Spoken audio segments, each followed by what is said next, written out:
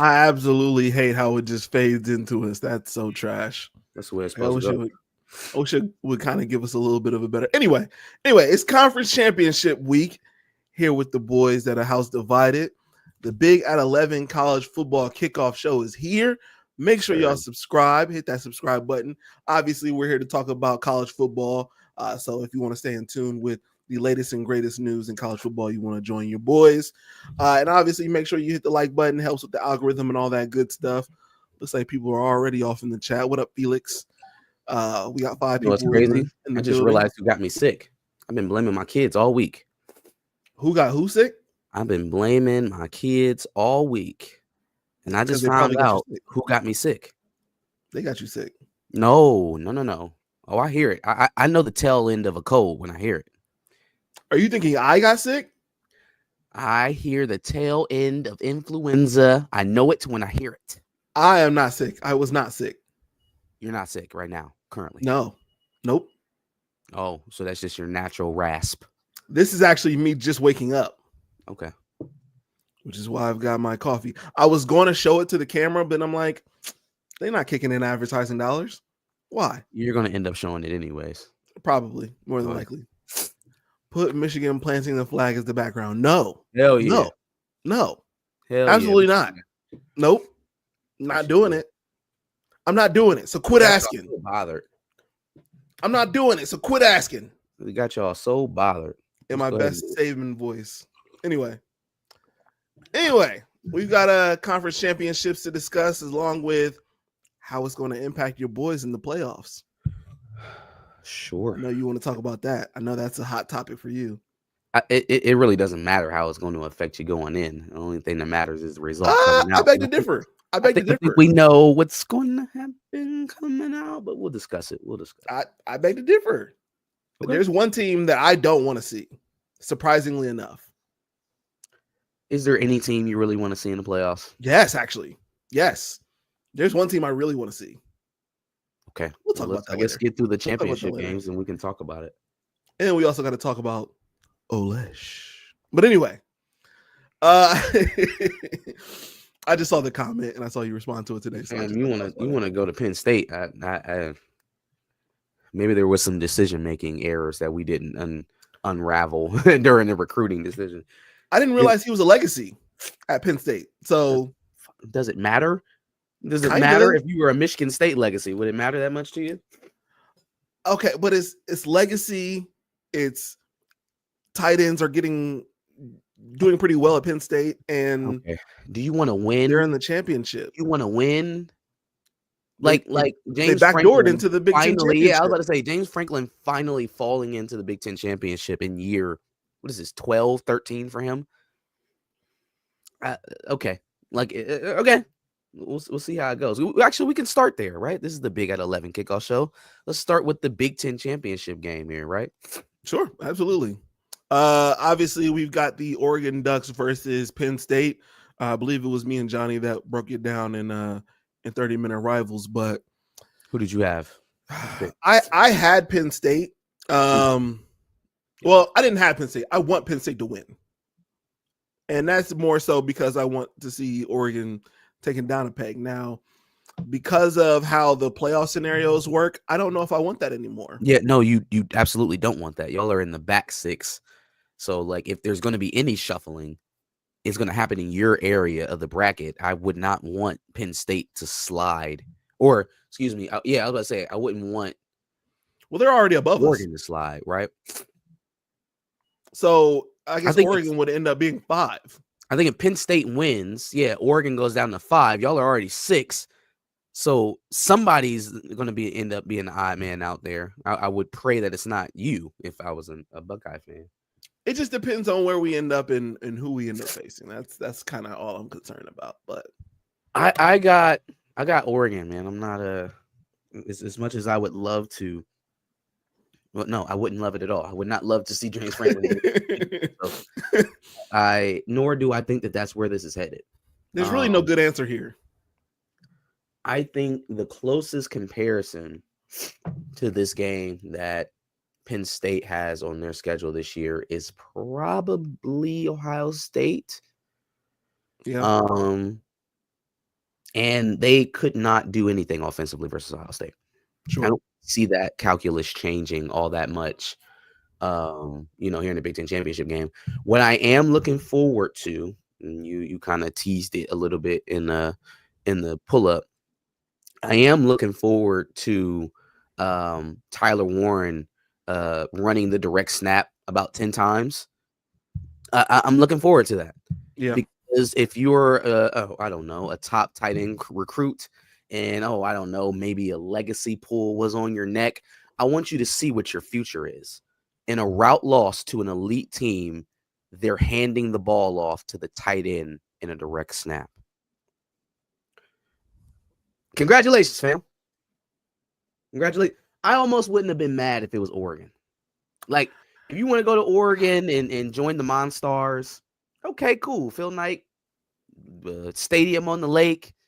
There's some appeal there. Plus, they're in the Big Ten championship game in the first year of their arrival here to the conference. So that's impressive. But the Penn State thing, I'm not signing up to lose to Ohio State every year, so I don't really get that one. I'm really thinking about it right now, and I'm like, who would I rather want to be, Tyler Warren or injury-less Colston Loveland? Like, I'm thinking, it's not really barring the injuries, right? Because I can't. There's no comparison. Colston Loveland is a national champion. He's a 3-time Big Ten champion. He's going to go in the lottery, most likely. There's no comparison between Colston Loveland and Tyler Warren. And Tyler Warren has got a great season, awesome season. But Michigan can have a walk-on quarterback and still throw the ball to Colston Loveland. They've got Drew Aller, a guy who is, highly touted and can't. And the most effective way of getting him the ball is just snapping it to him at quarterback. So again, if that's what you're into, maybe he had aspirations of throwing the ball that Michigan wasn't, paying into. I don't think that was it. I think Dad, headlocked him into that decision. You can kind of tell. Who's Penn State's next quarterback? Is it Grunkemeyer? I don't know. Who cares? It ain't Bryce Underwood. What are we smoking? That's fair. What are we smoking? It's not even Jaden Davis. What are we smoking? Anyways, Jaden Davis has been. Did you see the way he's been throwing the ball? That was kind of crazy. They say K throws the ball the same way. I didn't notice that. I never noticed that. He has a kind of low trajectory, a little wind up. I don't really care how it looks. If susceptible to strip sacks, but we haven't seen the guy play. We don't even know if that's even going to be a thing, if that even matters. So, yeah. I guess we were on Oregon, Penn State. I got Oregon. Yeah, it's really hard to root for James Franklin in a big game. That's just always the issue. Olesh Pops made his decision for him. I mean, yeah, probably. Yeah. Yes. Yeah. Let's just go ahead and call it what it is.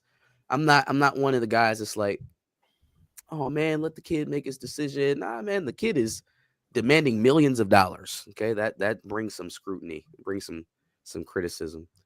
Yeah. I don't have to, I don't wish ill on him. I don't, want him to not have a good career. He's going to be a good player wherever he goes. Who's going to maximize you though? Who is proven to maximize just about every tight end they bring through the program at the tight end position? Not a wildcat, not a Swiss Army knife.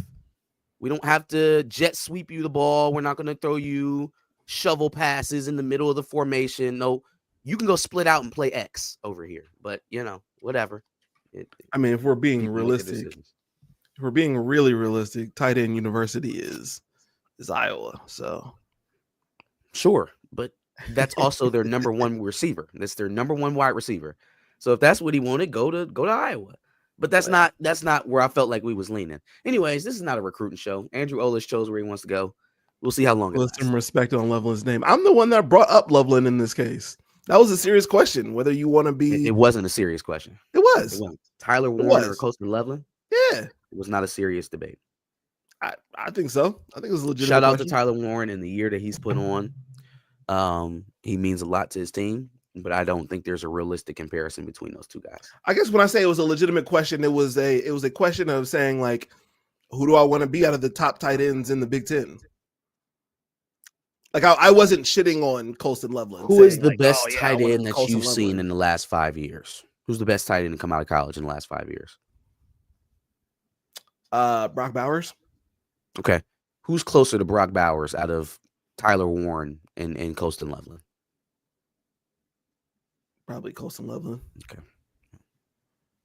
But that's where I'm at with it. My point being, and then we can go down the line, right? Because Colston Loveland is probably the tops of our last half a decade. You still got Scooney, you still got Eric All, you still got Eric All is a Hawkeye. Barely played for them. I can't believe you're claiming a Hawkeye. No, I'm claiming Eric All, who got most of his production at Michigan. Like Joe Burrow.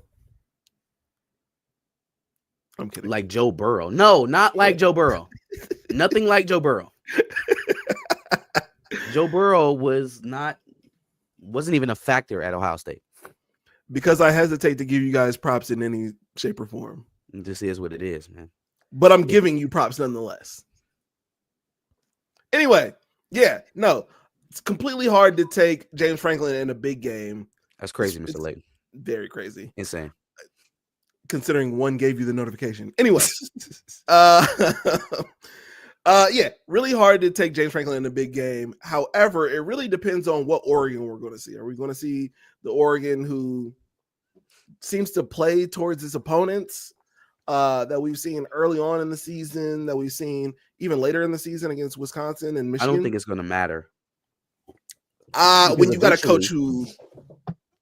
Go ahead. No, I was just going to say, eventually Oregon's just going to end up leaning on Penn State. The one thing that has never changed about Penn State is no matter how good that defense has gotten, they're not big. They don't recruit girth. Pause. There's not a lot of weight in the hips on that line. That's why Abdul Carter, one of the best linebackers in the nation for the last couple of years, is playing his third position, and now he's playing the defensive end because they needed more pop at the initial front, the line of scrimmage. They're small though, and Oregon has had a successful running game. They have answers when you stack the box in the running game. They're good in RPO. They're good with quarterback read option. They're good taking deep shots over the middle with their tight end. There isn't anything that, in my opinion, that Penn State can really take away from Oregon. So if you're a team that we can beat just by leaning on you, that's Penn State's problem usually when they get into these elite matchups, is that they do not match up defensively in the initial front. They are small. And so it doesn't matter how fast they are. If you have to consistently put in extra guys, if you have to commit extra guys to stop the run, to get pressure in the passing game, you're always going to be at a deferred position, right? Mm-hmm. You're always going to be giving something up to the other side automatically.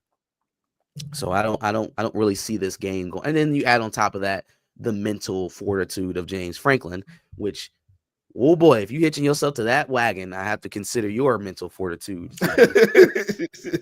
of question. AJ Barner, I forgot about Sean McCune as well at the Dallas Cowboys. So yeah, long laundry list of tight ends there. Anyways, give me Lanning doing his Macho Man routine against James Franklin any day. It's tough to say. What do I tell Penn State? To make Oregon one-dimensional and depend on try? That would be the idea, but and depend on Dylan Gabriel. Okay, well, Dylan Gabriel is going to take you up top and win the game. 75% on the season. What am I going to tell you? You know what I mean? So it's really rough to argue that. And then the offense has to get going, and I just don't see Penn State's offense really doing all that well. The only way I see Penn State really being able to win this game is if they can run the ball consistently on Oregon, consistently enough that they can keep Dylan Gabriel on the sidelines, and then they also have to score points. They got to score. They're not going to win this game scoring 20 points. So absolutely, I don't know. We'll see how it goes for them, but I don't have much confidence there in the Nittany Lions over there. Sure. Now, okay, tell me how again this would impact. I don't think this game really impacts Oregon or Ohio State. Pull up the bracket. Let's see. There's not The an current official college bracket football bracket, yeah. yet. Playoff bracket. Please don't discount the Franklin factor. However, what happens if Gabriel gets depending on Gabriel getting his bell rung is rough. Yeah. I mean, they got to get to him, right? And if they get to him, then they're affecting the game. But that's a big if. It's a big if for me in Penn State. Without blitzing, it's a big if. Okay, here's one. Oh shit, hold on. It's pretty small. Yeah, let me get in here. Let me see. Okay. So Penn State's at 5, Ohio State's at you're at 8. I thought you guys were 6. No, we are 6, but we could go as low as 8. And if we're looking at this bracket, this is pretty much this is pretty close to what I want to see. So wait, I don't know what is it right now? I don't want to see the supposed. Let's see. I don't know if anybody has. No, that's not what I want. Like, what was the last college football ranking? I know we were at 6. Yeah, everybody has us projected at 8, so it's like family. Let me get here. Let's see. I'm looking for the one with us at 6, but that's what is this, week 14? Yeah, or week 15 CFP rankings championship live bracket. Is this what I want? Nobody has an image, I guess, is my issue. Nobody has an image with us at 6. Is it on the ESPN app? Why is it so hard? I'm trying to tell you. Regardless, right now we are at 6, and I believe is Notre Dame at 5. Oh, here it is. Okay, hold on. You got one? Have a? No, I don't. I told you. CAA playoff rankings. Notre Dame's at 4. Georgia's at 5. Oh, God damn it. Keep that still image on the. They had it on a video. Oh, here we go. So okay, here we go. Here we go. Oregon 1, Texas 2, Notre Dame 4, Georgia 5. Jesus, hold on. Are you pulling it up? I'm being rude.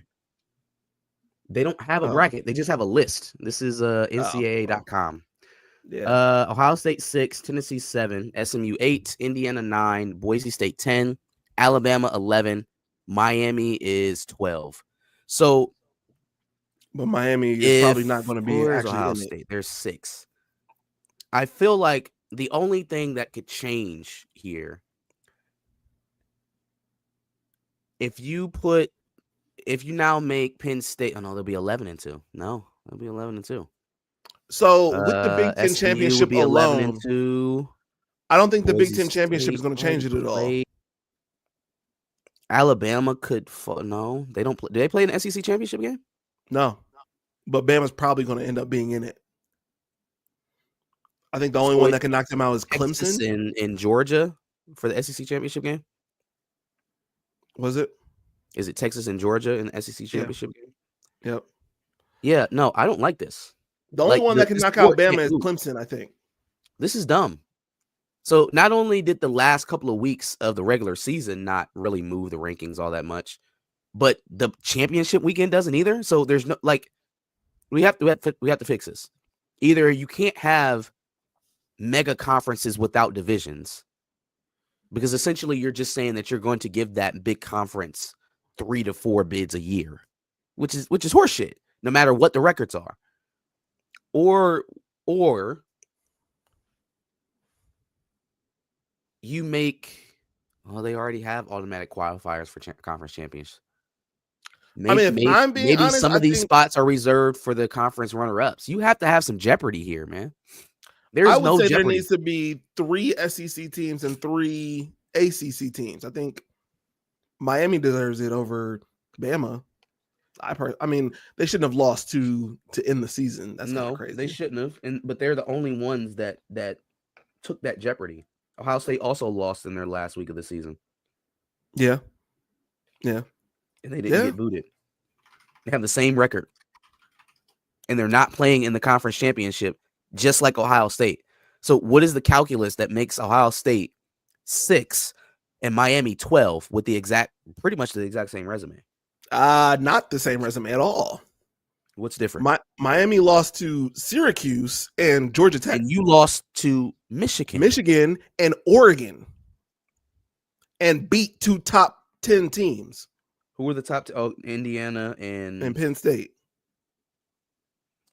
Miami doesn't have a top 10 win at all.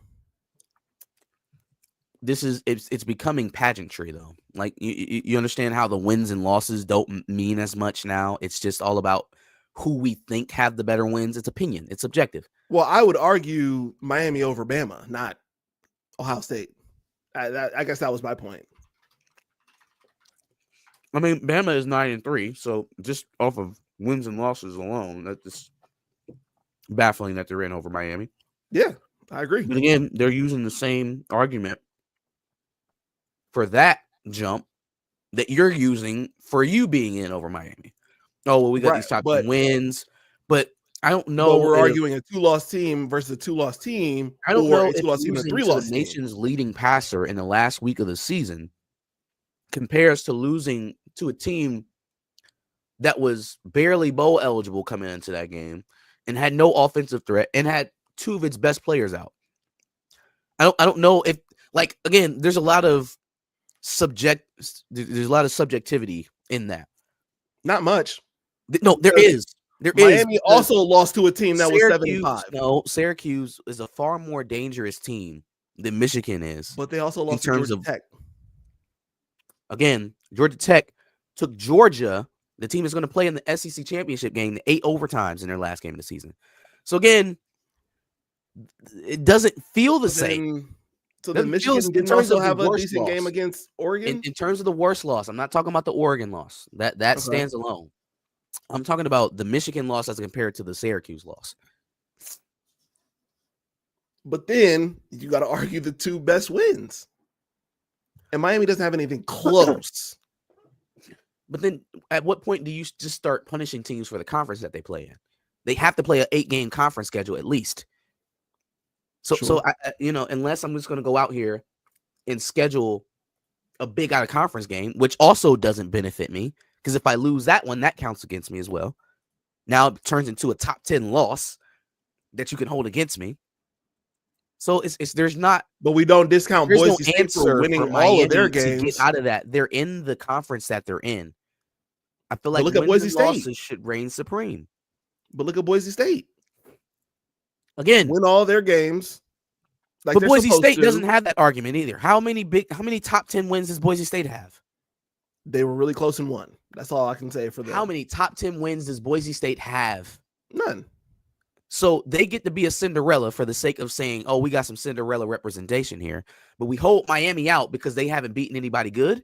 I'm sorry. I love Ashton Genty. But who the hell have they beaten? I don't think it's that. It's you lost 2 games. So Boise State literally won all of their games besides the one Oregon. And they're a conference champ. They're 11-1. I mean, that's the issue here. I mean, I know it's very minute, but there is a difference. There's a lot of subjectivity here. There's a lot of opinion, and there's too much. There's too much opinion for you to, and then also force 12 teams into this playoff. No one ever legitimately thought that there were 12 teams that can win a national championship every year. This isn't basketball. This is not basketball. And for anybody hoping that it gets closer to the March Madness format than where we are now, you're egging on the death of college football. That's not, more teams to this makes it less compelling. The jeopardy, the do or die nature of college football is what made it interesting. And the moment you stop taking that jeopardy away, people are going to tune out. People are going to tune out. That's fair. Why we keep talking about Kyle? Why we keep bringing up Kyle? What is this? Why we doing this? I think you would have had a different result this year at least, but That ship was already sailed by the bowl game last year, so I don't think there was any chance of that happening. Alabama being in is wild. We don't need 4 SEC teams. I agree with that. Like there's just inherent bias in trying to argue for there being so many teams from just 2 conferences if the idea was to expand the playoff. Like, I think more and more people are coming to the realization that these commissioners only wanted to expand it to get their conferences more spots. And it really didn't have anything to do with including more conferences, more teams, more Cinderellas. It was we want all 4 of them playoff spots to be SEC teams. So if we got to do that to get 4 SEC teams in, then we'll just expand it to 12, which is hurting the product, to be honest with you. And if we do expand it to 16 in like 3 to 4 years, then we're going to get 5 SEC teams and 5 Big Ten teams. You're just going to keep growing. Going to have the Big Ten SEC Invitational, and there will be so many teams that don't deserve to be in this playoff that are in, just like there are this year. Just maybe like there 1 or 2 Big 12 teams, 1 or 2 ACC teams, and then a Cinderella story. Like, if you think that a potential Penn State Tennessee matchup is going to get that same kind of viewership that we got for the Ohio State Michigan game, you're sorely mistaken. If you think SMU versus a SEC team or versus Indiana or whoever they end up playing is going to be a draw, it's going to get just as much viewership as the Duke's Mayo Bowl. It's going to get just as much viewership as the Detroit Cheetos Bowl or whatever the hell the lower ranking bowls are. Calling it a playoff game is not going to convince people that SMU has a chance to win it all. You read this one? Go ahead.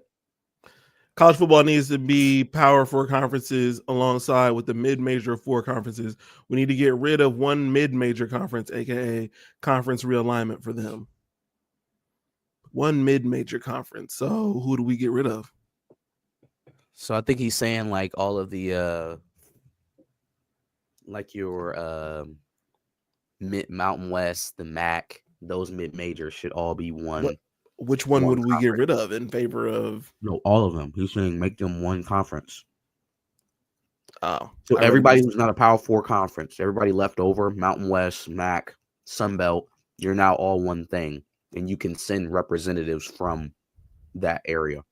I read it as we need to get rid of one mid-major conference, but I get it. How does that solve the problem? That's why I was confused. 16-team tournament that would be fair, which would be major for conference championship game. Participants make playoffs, mid-major for champions, make playoff selection committee picks last 4 teams. Would be fair. It's still the problem is too many teams. You're not going to have that even. The what will end up happening is not the opposite of guarantee. What am I looking for here? The at-large bids will just end up going to the bigger conferences, and we can pretend that the ACC and the Big 12 are on the same playing field as the SEC and the Big 10. But when it gets time to negotiate in those rooms, it's the whole reason why we have a committee, because that committee, as much as there's equal representation, somehow, some way, Big 10, SEC end up at the front of that line every single time. It's not a coincidence at all. So that's not going to change. It's not going to change unless the ACC and the Big 12 make some bigger swings in terms of expansion. Mm-hmm. Notre Dame would be a big part of that, I think. I agree. But taking it to 16 teams, you are opening up spots for unrealistic competitors. So it doesn't really matter how you divvy up the spot. We know how the spots will be divvied up eventually. But even if you divvied it up fairly, there are going to be games that are played that aren't competitive towards the grand scheme of who's going to win a national championship. I don't think we need that in football. 16 right now is Iowa State. Yeah, I don't see Iowa State really making an impact in the playoff. They're just going to be somebody's first round easy game. Yeah, somebody's blowout win. Make no mistake. There are going to be some blowouts in this year's playoff. For sure. It's all about brands, fans that travel, and money. Fans that travel, that's a fact. Absolutely. Absolutely. And nobody travels better than SEC and Big 10. Yikes. Oh, Boise State schedule is a joke. Yeah. I mean, yeah, sure. 8 teams for real programs, then an 8-team NIT version. There it is. Perfect. And even like at 8, you stretching just a bit, but 8 is a lot more competitive. It makes a lot more sense. You got the Power 4 conference champions and either the runner-ups or at large for the next 4. I feel like that makes sense. Yeah, I agree. I feel like that makes sense. And now instead of 10-2 being an automatic, oh, I'm getting into the playoffs, now 10-2 puts you in jeopardy of being on the outside looking in. Seriously. And not how it was this year. Yeah. That's fair. And then I just wanted to bring this one to your attention. You signed up to lose to Ohio State for years. I don't know what he's talking about. Shout out to I don't even remember the last Ohio State loss. It's been like 1,800 days or something like that. That's crazy. Don't know the next time we'll lose. I just thought that one was funny. Anyway, might not beat us again. I don't know about that. Anyway, okay. So then we've got. Do you care about the Big 12 championship between Iowa State and Arizona State? I mean, doesn't Arizona State impact, is in, right? Aren't they in? No. I mean, they're in the playoffs. One of them is going to be in the playoffs. Arizona State or Iowa State. Right now, so they're Arizona the only State ones. Do you see how horseshit that is? So the only ones who have a championship game that decides whether or not they get into the actual playoff is Arizona State and Iowa State. Yeah, because Arizona State is 15 and Iowa State is 16. Lord have mercy. Okay, well, I wonder why. Who did Arizona State lose to? Oh, they lost to BYU. And who else did they lose to? Cincinnati.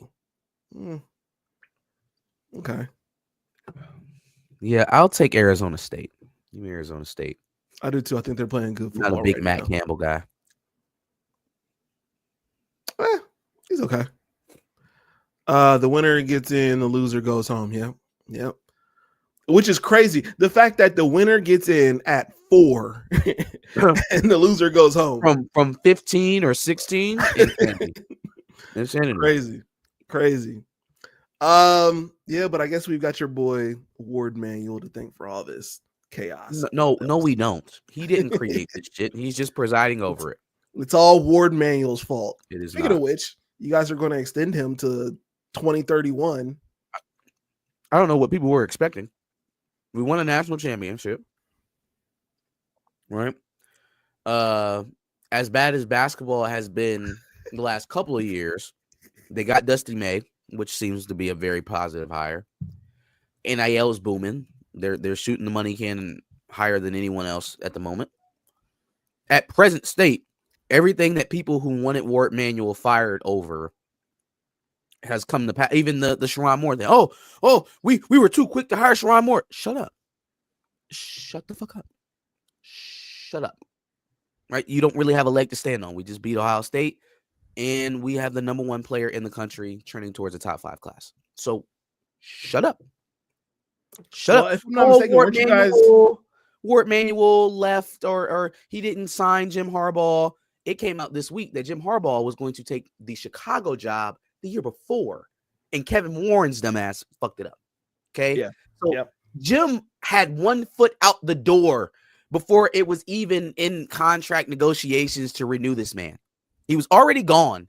Stop letting people blow smoke to you about, Ward didn't do. No, there was no formula for Ward to retain Jim Harbaugh other than the NFL completely saying, no, we don't want you. Okay, if that's the case, it's not really leverage Ward Manuel. Sherrone Moore hired him too quickly. NIL is not, he's against NIL. What is the leg to stand on if you want to fire Ward Manuel? So I didn't really see the pathway for that happening. They would have had to implode in a lot more ways than just losing Jim Harbaugh. Oh, he's a puppet. He's a puppet to the NIL money, people. Maybe. Then if that's 30-year-old, 80-year-old. I was about to say, if that's the case, then that is what it's like around the country for ADs. I don't imagine it's That's much fair. different at any other. Most ADs are kind of puppets to NIL at this point. Yeah. Yeah, no. I am really upset by Chicago for not taking Jim Harbaugh when they had the chance versus Eberflus. Because now then they you can guys go get Ryan Day after a couple years though. We're not done with him yet. Well, We're not done with him. no. Give him years 7 and 8, and then he can go, do his thing with Chicago. Chicago should have took Jim Harbaugh. He played quarterback there. It's your man's. And then you wouldn't have a national championship. Like I what? Know. I know I'm the president of the Chicago Bears, but that whole Ohio State thing, it matters to me a lot. So I'll just take a former Super Bowl coach and tell him to fuck off. Who did he hire? Eberfrost. You can do it. Come on. Yeah, that was fucking stupid. Kevin Warren. Boxing Maniac, you know the answer to this question. You don't legitimately believe that. And I don't think any Ohio State fan believes that they're actually going to win it. I think they think if they don't win it, that they're going to burn down the city. I think Why don't I believe it? There's a win it or else type of attitude. I don't think that there is a legitimate feeling after watching what y'all seen last weekend that y'all can run the table, that you can run the table and win a national championship. I don't believe that. Why don't I believe it? Because you don't. We had a bad game. Well, it's not your only bad game of the season. It's not your only loss of the season. The only so it's loss not like it's not like you can just boil it down to a close game. Josh, it's not like you can just boil it down to one game. Okay, we've seen these cracks. That's what you're trying to do. That you didn't lose. No, I'm not. Sure. I'm not saying that we didn't have lows. That you didn't lose, and then you finally lost one versus a sub. That's assuming that nobody else is going to experience any kind of lows during the playoff season. I think when we've seen them all have lows. I think if it's a playoff matchup, it's much more that the elite teams are going to play that way, and the pretenders are going to be shown. But what about the ones that don't have any experience this deep in the season? As like who? Like Dan Lanning doesn't have a lot of experience. I didn't say he didn't have any playoff where experience. I would have started. I wouldn't have started. I didn't say he didn't have any playoff experience. I said he didn't have any deep playoff Arizona experience. State, Boise State. Well, I don't know who we're going to end up playing, but that's where I started off with this case. Penn State is inexperienced, but Oregon, that's where you going with this? Like, and Dan Lanning's inexperienced in the postseason. I think he's okay. I think he's good. Even if not, there's still other teams. You just mentioned them yourself. Yeah, all of those teams, it would have made sense. You offered you're still making the last guy that y'all lost to other than us. Like, because then there's Kirby Smart, then there's other guys who actually do have that playoff experience. Comparatively speaking, Dan Lanning is not on Kirby Smart's level. Yeah, but we're not comparing him to Kirby Smart, are we? We're comparing him to Ryan Day and Ohio State in the playoffs who do have that experience. Okay. Georgia beating Dan Lanning doesn't say anything to me about what Ohio State is going to do in the playoffs. Fair? My point is we don't have any real evidence of him playing deep in the playoffs. Okay. When that pressure is really on him. To do with Ohio State, though, is I guess what I'm getting at. Well, what does that have to do with if I have to see them face each other again, when we already know that two teams facing each other for the second time is hard enough for them to get 2 wins. Wasn't hard for Washington last year. True. It doesn't happen every time. I'm just saying I'm not going to immediately disqualify Ohio State from the playoffs just because they lost to Michigan in a bad game for them. Yeah. Okay. Let's say the Michigan game never happened and y'all end the season 11-1 with the loss to Oregon. Are the questions that came up against Northwestern, against Nebraska, early on in the game against Marshall, Nebraska for sure, do those things not still have a place? That's why I don't want to see a mobile quarterback, for example, in Alabama. Right? That's why I don't want to see teams with tough defensive lines. Okay, right? This sure, they do. Lot more. This is a lot but more. But we're not the only team with those more like all of that bravado. Oh, I know we can win a national championship. No. Horse shit, you know that. Horse shit. No. I didn't say for sure. Obviously, we don't know who's going to win for sure. But I'm taking my team in this one. Why would I not take my team in this one? Give me when everybody has an equal shot at fucking this up. Oregon does. We've seen deficiencies in Oregon. We've seen deficiencies in Georgia. We've seen deficiencies in Texas. Mhm. Penn State, obviously. We're sitting here shitting on Penn State this entire time. Like, there's a bunch of teams with shitty points in their season. That's where I'm coming from on this one. So I'm not immediately writing off my team. Give me an Oregon-Georgia national championship is where we're at with it. I think the slate that's going to be set up for Georgia is going to be very advantageous, although they played down to their competition a few times. If they don't do that, they should steamroll before they hit an Alabama. If Alabama makes it a Texas, before they hit that, they should have a couple games of SMU. They'll play some Indiana. If they draw one of those teams, they're gonna roll. They're gonna roll, and they'll take that momentum on through to the championship, I believe. Oregon, I think they're the real deal. If Dan Lanning doesn't mess it up, if he doesn't try to prove that he's the toughest guy in the room and put them in a bad which he's position, going to. We'll see. We'll see the type of guy he is. As far as the team is concerned, though, I think they're the real deal. So I got Oregon, Georgia with a damn. I don't want to see Oregon win a national championship in their first year. I also don't want to see Georgia win this year. But it would hurt me a lot less to see Georgia win than it would Oregon. So let's go. My issue is with Georgia. You think Georgia's going to go in and face probably Texas for a third time or Oregon in the semifinals and win? Yes. I do. I don't see it. I just don't see it. I guess I see where you would see Oregon winning, but I just don't see Georgia being that good. I can't bring myself to say that they're going to win the national championship this year. It's very likely they could do it. It's possible. Do I want to see that? Do I want to see the quack attack holding up the crystal ball? Absolutely not. We all hate Dan Lanning. Let's just not root for Dan Lanning and all back up the Buckeyes in this case. Let's just do it. Absolutely not. Absolutely not. We don't. Although it would be nice to say that we beat the national champions. That would be nice. See, there you go. Let's just all root for Ohio State. Yeah, no. I was gonna say, could another team that we beat this season win the national championship? Absolutely. Who do you hate more in this specific case? I know you hate. Don't ask me that. Obviously, don't ask me that. I know you hate the Buckeyes. More? Yeah, I'm about to say that's a bad question. But Dan Lanning is Satan. He's new Satan. Nick Saban was Satan for a long time. Now it's Dan Lanning. We all hate Dan Lanning. Let's just band up together against him. Root for us. I don't hate Oregon more than I hate Ohio State. So right now, I think you could. If you give me the choice of y'all getting embarrassed in the first round and Oregon winning the national championship, oof, that's tough.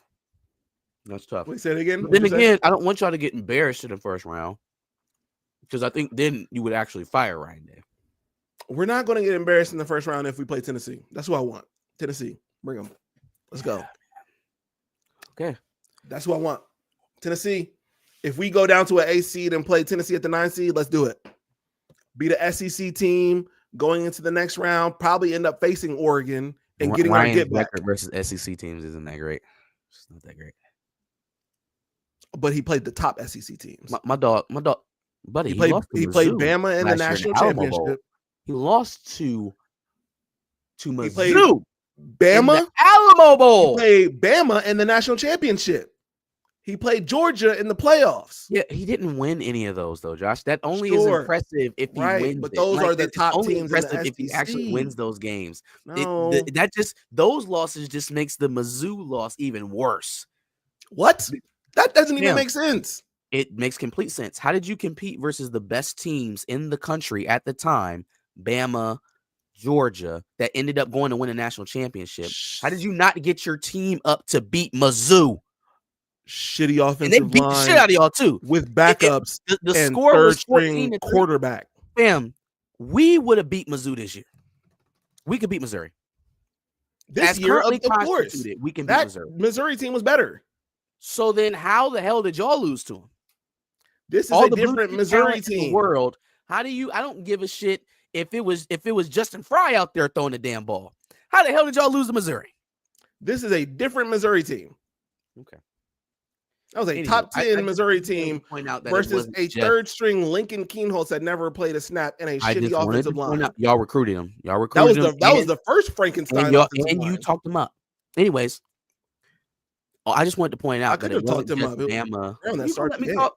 You gonna let me get it out? It was Devin Brown that started that game, though. Are you gonna let me speak? Yeah, go ahead. Okay. But Devin Brown started that game. All right, go ahead. Go ahead. Go to the next thing, bro.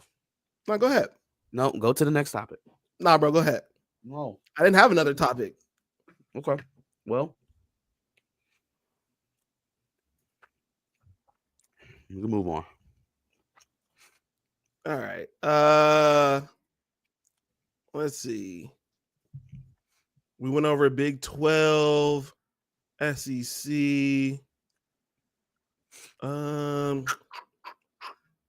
that's about it. That's all I got. ACC championship. Did we talk about that? Who is that? Clemson and SMU? Yeah.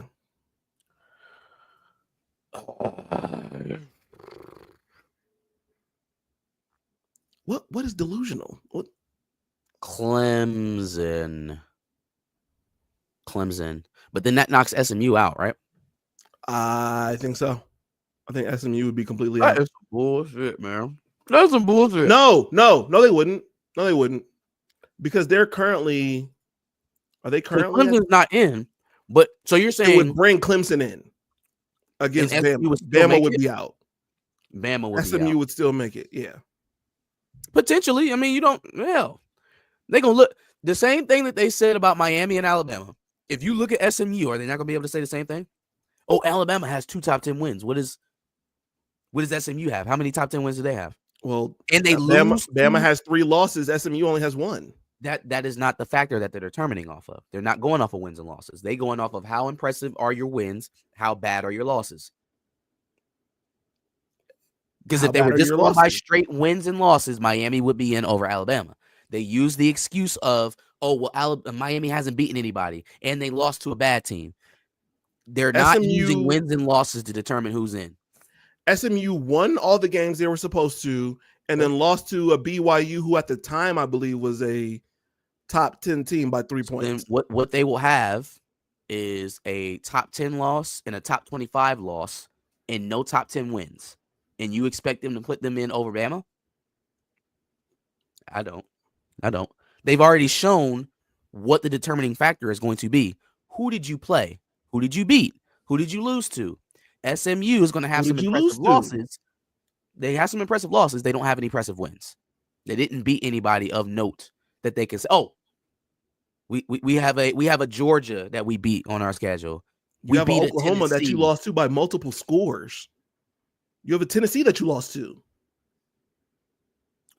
They beat Georgia. True. They beat you have a Vanderbilt that you lost to. They beat Ole Miss. No, they didn't. Did they? No. So what are Alabama's wins? Georgia, South Carolina, I guess maybe. That's their next best win in South Carolina. So they're 9-3, and their best win is Georgia and South Carolina. And then Missouri. There was, fam. If they put them in over Miami, they will absolutely put them in over SMU. Well, SMU would be the conference runner-up. They're not getting in. We could bet $1 on it right now. If they lose to Clemson today, they're not getting in. They're not going to kick Bama for SMU because SMU is the runner-up in the ACC championship game. Absolutely not. You can't put in I get it because it's the brand. They shouldn't be in right now, bro. They shouldn't be in as I get currently it. Constituted. So I get it, and so I'm not going to argue that hard against this one in this case. But again, you lost to Oklahoma by multiple scores recently. Like that just happened. That doesn't make any sense to me. It doesn't matter. Like, yes, SMU didn't play anybody, but they beat all the teams that they were supposed to. They don't care. I don't know what to tell you. They do not care. Yeah, like I said, I can't really argue against this one, but that's ridiculous.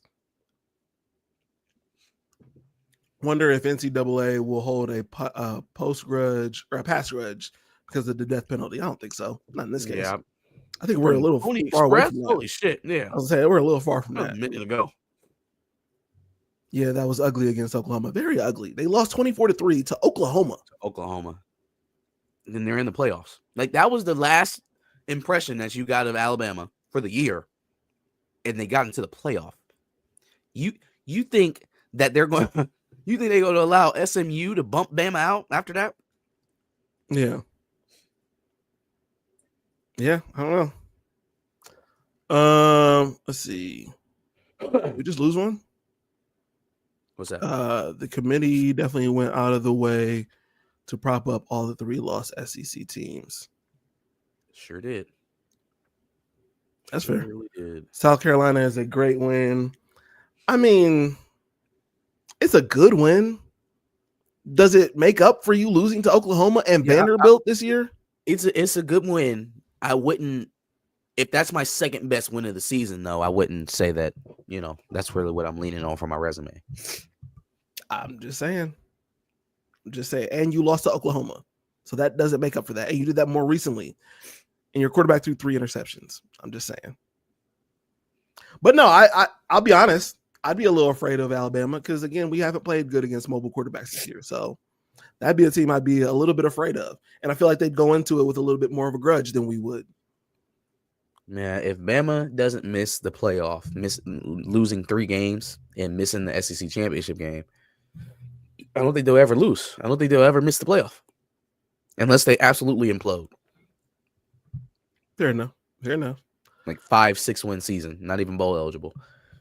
If they bowl eligible, Alabama's a threat to get in, baby. Yeah. So, yeah, I mean, that's my take on it. If anybody wants to know the team that I want to see the most, it's Tennessee. And the team I want to see the least, it's Alabama. Interesting. Well, I think that comes down to a 6 or 8 seed. I think the 6 would see 11, so that'd be Bama, and the 8 would see 9, which would probably be Tennessee. Yeah, I would pray that I ended up in a part of the bracket with Penn State or Indiana or SMU, Arizona State. That's where I would. Indiana. I think Indiana is a possibility as well, and I obviously I'd like to see Indiana again and make it pretty easy for us. But you're the one that told me about Tennessee's defense. Like, that's not going to be a cakewalk. I'm not saying it's going to be a cakewalk, but I like my chances against them, surprisingly so, more so than Bama.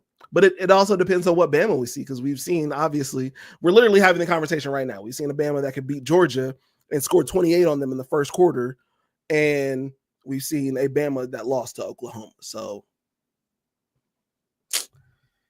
that really comes down to what quarterback we get out of homeboy, out of Jalen Milroe. True. If Jalen Milroe is willing to run for 200 yards, it could be a long day. But if he throws 3 interceptions, then we've got it in the bag. No. It'll be interesting to see how it all comes together, man, how the final bracket lays out in our first year of this 12-team playoff. In our favor? I think this plays in our favor.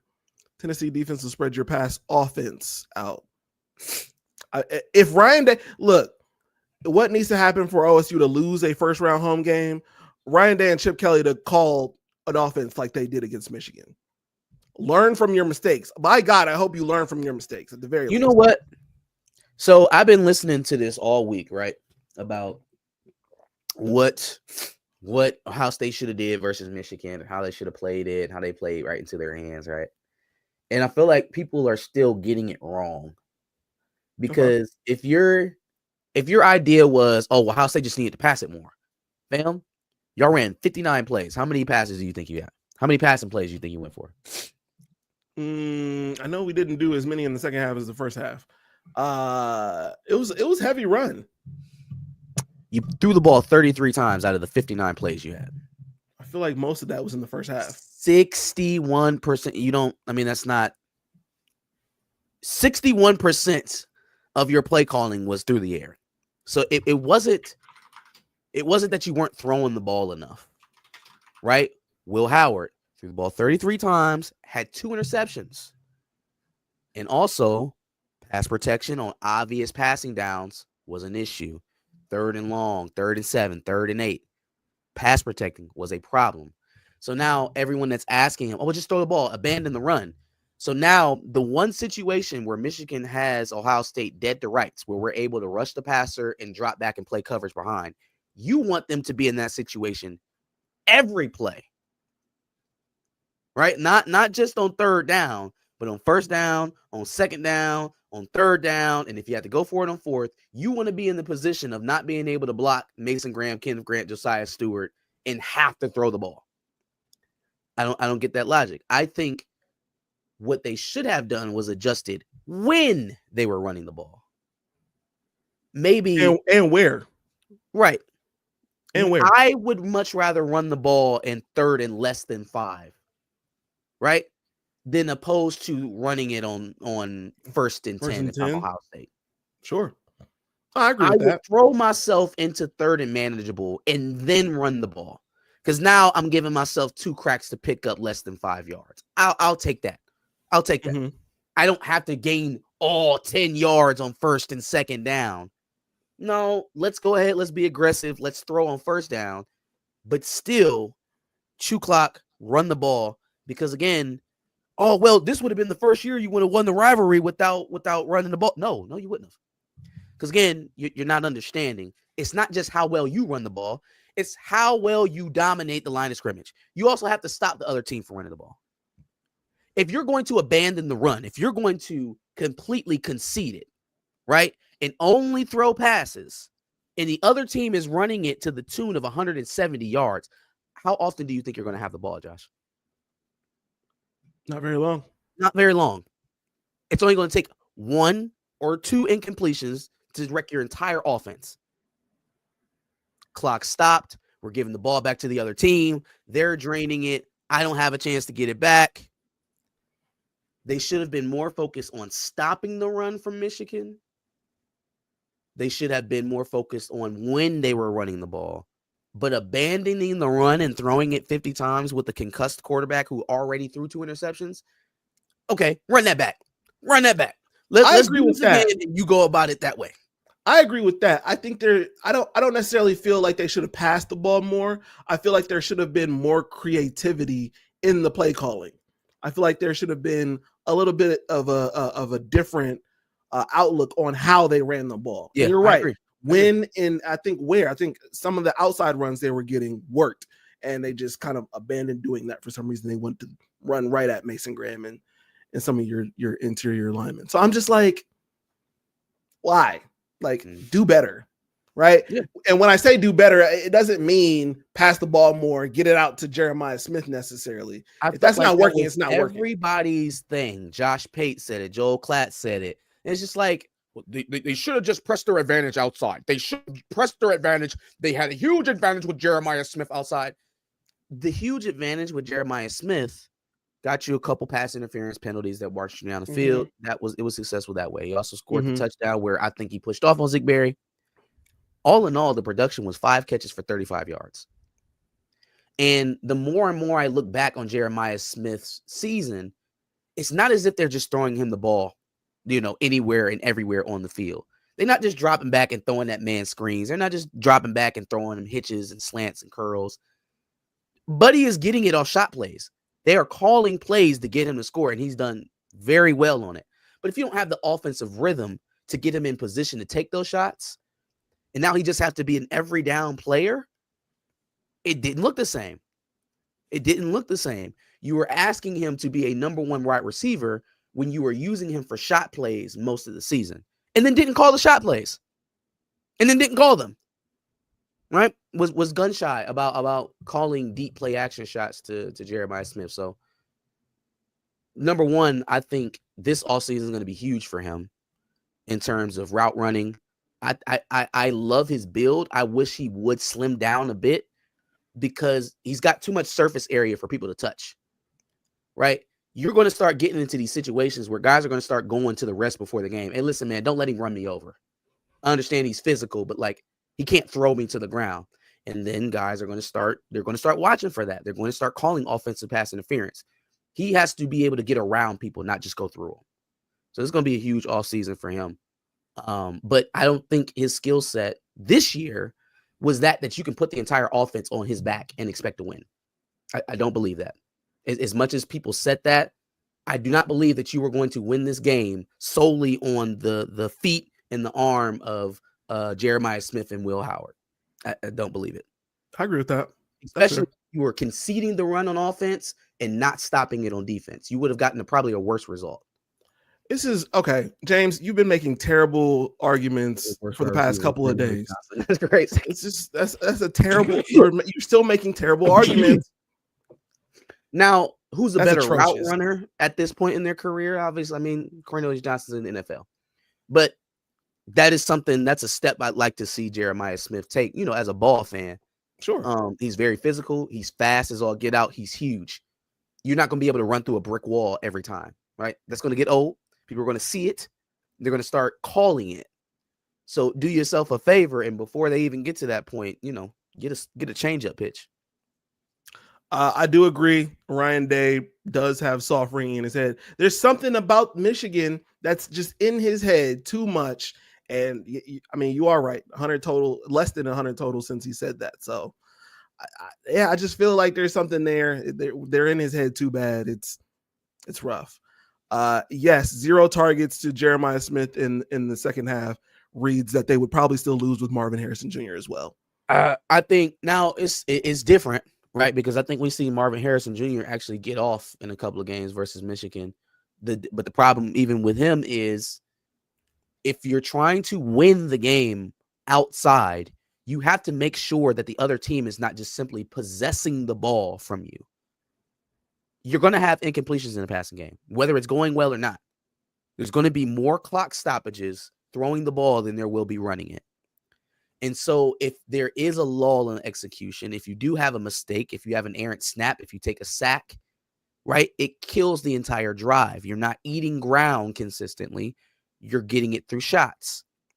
There's a bigger risk factor that way. So if that's the way that you're going to do it, you have to make sure that the other team can't hurt you. That is the point of who wins the rushing battle wins the game. Not, oh, I have to go out here and I got to run it down the throat right at Kenneth Grant and Mason Graham 30 times to prove that I can run the ball. No, you have to win the rushing battle, which also includes you stopping the other team's rush. James, stop. Stop. You look crazy. CJ, you look crazy. Game. CJ has Cornelius Johnson has literally never had a better season than Jeremiah Smith in his 1 year. He just said the game. He said the game. Okay, the game is fair. The game is fair, but the game is not the one game of the season. We have an entire season for a reason. Yeah, you're right. I mean, no one's making the argument. Well, I'm not making the argument that Cornelius Johnson is legitimately better. It's a crazy Jeremiah argument Smith. to make. And has now, the nerve in this to tell game, me I our game, in our game, it is what it is. Fam, stats speak for themselves. Yeah. Okay. You said the game. You're arguing that Jeremiah Smith is not better than Cornelius Johnson at all. Like, what are you talking about? It doesn't matter. All right. You're just making bad arguments at this point. Anyway, stop it. So, all right. Yeah, I'm about to say, I think that's. Oh, go ahead. I think that's pretty much everything. ACC, Big 10, Big 12. We went over Big 12 really quickly. That's all the major ones, though, I think. Do we need to discuss? We already discussed Boise State. Yeah, I think that's pretty much it. Yeah, they won last night. Big time. We stopped one guy, and now it's Ryan Day is the number 6. Is the 18. We all know how I feel about Samaj. Huh? We all know how I feel about Samaj. He's undefeated versus Ohio State. And I hate that fact. I hate that. He feels emboldened, and I know I ain't had no gold panties in 5 years? The jeweler must be upset. What's going on? The jeweler is crazy. I haven't made any panties in 5 years. That's crazy. Hey, man. No draws in 5 years. That's crazy. I mean, he was getting fed for quite a bit before that. You know what? They're getting all this NIL money, so they just go buy themselves Cuban links to replace what they didn't get with the gold pants. You know what I'm saying? I hate this. I think that's what it is. In real life, I can't say anything about this, but it's not like Samaj did anything, but he did win those games against OSU, so I can't say that. I hate that. I hate that for myself. But it's true. It's true. It is what it is. No gold panties. Stop calling them gold panties. That's what they are. All right, I think that should about do it. I think we've got For sure. a 12 o'clock. Oh, it's the Big 12 championship. I don't care about the Big 12 championship. Yeah, I think that's why we ran over and wasn't really. I was like, I don't care. But yeah, like, share, subscribe as always, folks. Catch us on Tuesday for 30-minute rivals. I think we'll have something up on this Tuesday. The kickoff shows will probably be retired until our respective bowl games and playoff games start. So take a little bit of a hiatus, but stick with us. No, they're not. They're not. See, Gold Panties is here to say. Yes, it is. Some of the things y'all say can be funny. Oh, yeah, but y'all got to explain, why do I hear more dad jokes now as of recently? Oh, we're your father. So when Ryan I Day, haven't heard that much until recently. When did that start? When Ryan Day became Sharon Moore's son officially on Saturday, he symbiotically brought the Ohio State fan base with him, and now all of us collectively are your fathers. That's how that works. I feel like y'all been getting that joke off a lot recently, and I don't know where it came from. We your daddy.